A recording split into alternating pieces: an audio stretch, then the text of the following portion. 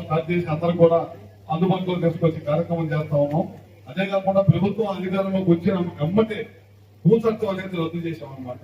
అందరూ కూడా తెలియాల్సింది ఏంటంటే ఎందుకు ఈ భూచట్టం అనేది రద్దు చేసామంటే గతంలో సర్వే అని చెప్పి ఒక విధానం తీసుకొచ్చి కోట్లాది రూపాయలు సర్వే రాళ్ళు ఖర్చు పెట్టి దాని మీద ఫోటోలు పేరు వేసుకొని బలవంతంగా సర్వే చేసి ఎప్పటి నుంచో బ్రిటిష్ కాలం నుంచి ఉన్న మంచి రికార్డులన్నింటినీ కూడా ధ్వంసం చేసి మిగులు భూములన్నీ కూడా వ్యక్తిగతంగా కాజేయాలనే ఉద్దేశంతో ఈ కార్యక్రమం తీసుకొచ్చి సర్వనాశనం చేయడమే కాకుండా వ్యవస్థల్ని భూతత్వం తీసుకొచ్చి దాని ద్వారా కొంతమంది అధికారుల్ని అనధికారులని తీసుకొచ్చి దాని మీద పెట్టించారన్నమాట. వాళ్ళ భూములన్నీ కాపుకోవాలి, కోర్టులకు వెళ్ళాలంటే ఈ పరిధిలో కోర్టు లేకుండా కేవలం హైకోర్టుకి మాత్రమే వెళ్ళాలి. ఇక్కడ ఎవరు కూడా కోర్టులకు వెళ్ళడానికి లేదు.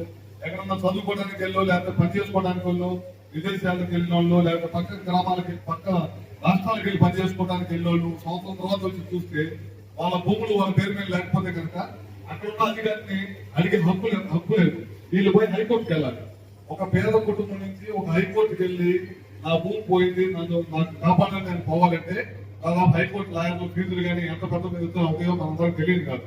ఇట్లాంటి చట్టం పెట్టి ప్రజల దగ్గర నుంచి ఆస్తుల్ని ధ్వంసం చేయాలి, ఆస్తులు లాక్కోవాలని చూసిన దాన్ని ఫస్ట్ ఈ ప్రభుత్వ అధికారంలో రాగానే ఫస్ట్ క్యాబినెట్ తోనే దీన్ని తీసుకొచ్చి అసెంబ్లీలో పెట్టి రద్దు చేసి ప్రజల్ని ఆ చట్టం నుంచి విముక్తి కలిగించిన ప్రభుత్వం ఏదైనా ఉందంటే చంద్రబాబు నాయుడు గారి ప్రభుత్వం. ఇట్లాంటి వచ్చిన తర్వాత ఒకదాని తర్వాత అన్ని కూడా పనులు చేసుకుంటూ ఎక్కడైతే గత ప్రభుత్వం వల్ల ప్రజలు భయప్రాంతాలకు గురయ్యి ఇబ్బంది పడ్డారో ఆ చట్టాలన్నింటినీ కూడా రద్దు చేయాలి.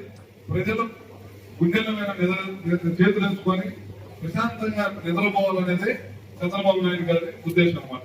మన వాళ్ళు కొంతమంది అడుగుతా ఉంటారు నన్ను కూడా, వాళ్ళు 5 సంవత్సరాలు మన ఏడిపించారు కదా, మనం కొట్టారు కదా, మనం మీరు ఏమైనా చేతులు కట్టేసి కూర్చోబెట్టి ఎట్లా అని చెప్పి చాలా మంది చాలా సార్లు అడుగుతా ఉంటారు. మొన్న అసెంబ్లీ వేదిక కూడా చంద్రబాబు నాయుడు గారు పదే చెప్పారు, వాళ్ళు చేసిన దుర్మార్గ పనులు మనం అయితే చేయకూడదు.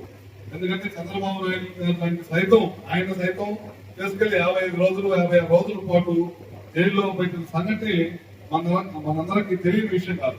ఆయనే అంత ఓపికగా నన్ను జైల్లో పెట్టినా సరే నేను రాష్ట్ర శ్రేయస్ కోసం